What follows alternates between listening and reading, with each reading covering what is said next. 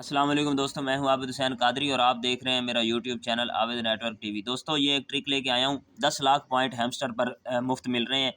तो मैंने कहा चलें आप दोस्तों से ये वीडियो शेयर कर दूं। ये देखें, ये हैमस्टर है और आप देख रहे हैं कि ये जो पट्टी है ये नीले कलर में है। ठीक है, ये नीले कलर में है। तो ट्रिक कौन सी है वो मैं आपको बताता हूँ। सबसे पहले आपने यहाँ पर ये जो लिखा हुआ ना अर्न पर टैप, इस पर आपने 3 बार क्लिक करना है तो ये रेड हो जाएगी। ठीक है, जब ये रेड हो जाए तो फिर आपने इस पर थोड़ी सी देर होल्ड करके 3 बार टैप कर देना है।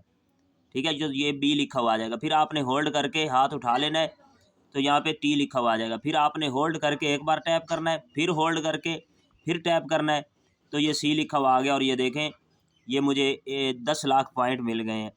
बिल्कुल आसान ट्रिक है, कोई इसमें जो है ना वो लंबा चौड़ा प्रोसेस नहीं है। आपने इस पर क्लिक कर देना और ये देखें, यहाँ पे आपको 10 लाख पॉइंट मिल चुके हैं। तमाम दोस्त अहबाब ये वीडियो देख लें, जिनको समझ ना आए वो मुझसे दोबारा पूछ सकते हैं और डिस्क्रिप्शन में मैंने अपना व्हाट्सएप नंबर भी दे दिया है।